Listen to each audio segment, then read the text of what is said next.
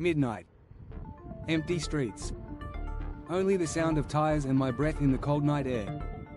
This isn't just another ride. This is ride number 30. The final chapter of a challenge that tested every limit. 30 consecutive days of cycling through rain, pain, and exhaustion. I never imagined it would end like this, a midnight celebration, alone with the open road. This is the story of how I pushed through when everything told me to quit. It all began May 1st Street. A perfect spring day, clear skies, and that infectious optimism for a new challenge. The plan: ride every single day for a month. No exceptions, no excuses. I'd meticulously planned everything: training, nutrition, routes around Kraków. I thought I was ready. But I couldn't have prepared for how quickly perfect conditions would vanish, how my body would protest, or how life would hurl obstacles in my path. This challenge quickly became more than cycling. It turned into a test of will, a battle against the elements, and a journey to my absolute limits. Day 2, perfect blue skies vanished, replaced by heavy grey clouds. The temperature plummeted from a pleasant 20 degrees to a bone-chilling 6. Then came 14 straight days of meteorological warfare. Relentless, soaking rain became my constant companion. My shoes squelched, fingers went numb, my face stung from the cold spray. But I'd promised myself, no excuses. So, I rode through downpours, crosswinds, and air that burned my lungs. By week 2, it wasn't just the weather. My body revolted. Each morning brought new pains, protesting knees, ankles like ground glass, knotted shoulders. This wasn't good soreness, these were urgent warnings. Sleep was a luxury I couldn't find, despite trying every recovery trick. Quiet moments on miserable rides filled me with doubt. Was this worth it? Was I causing long-term damage? The temptation to quit, to just take one day off, was immense.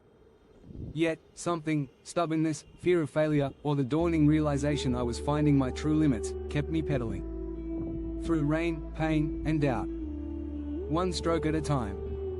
Week 3, I craved a new test. I joined the Karuzela cycling group. Their rides were fast, with serious elevation.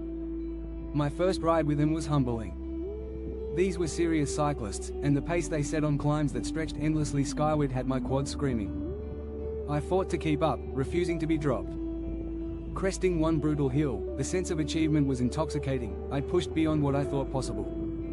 Then, mechanical hell.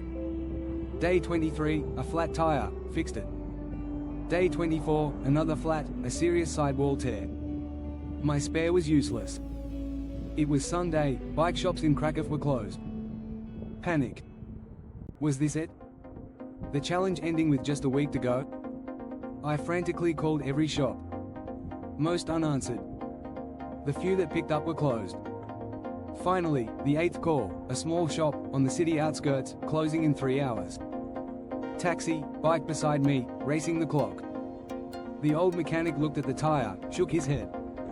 No stock for this size. My heart sank. Then, he rummaged in a back room and returned with a tire, not the same brand, not the same tread, but close enough. I've never been so grateful for a mismatched tire.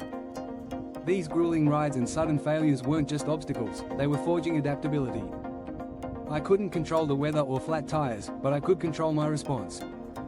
Each problem solved built mental resilience, crucial for what was next.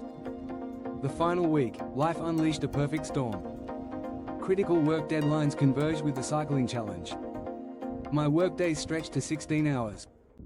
I squeezed in rides at 5 AM or 10 PM, body running on fumes, sleep a distant memory.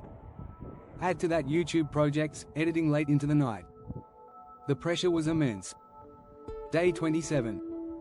9 PM. Still in work clothes, staring at my cycling kit. I hadn't touched the bike. The thought of even changing felt impossible.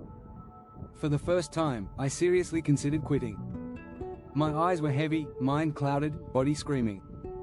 I sat there for 20 minutes, locked in an internal debate. Then, clarity. This exact moment of wanting to quit, this was the entire point. Anyone can ride when it's easy. The true test is when every fiber of your being screams stop. I mechanically changed, filled my water bottle, and rode.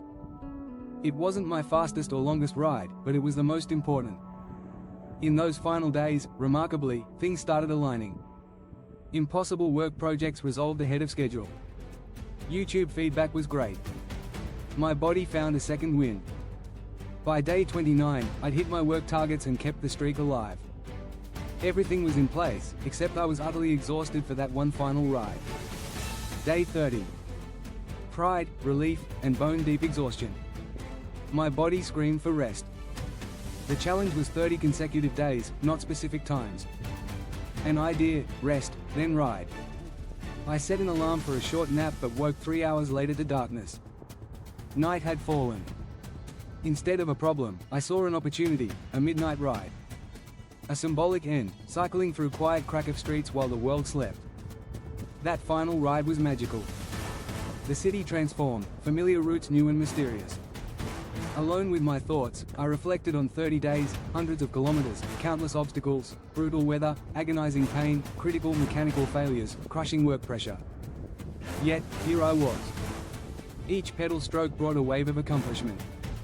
This was about more than cycling. It was about discovering what happens when you refuse to give up.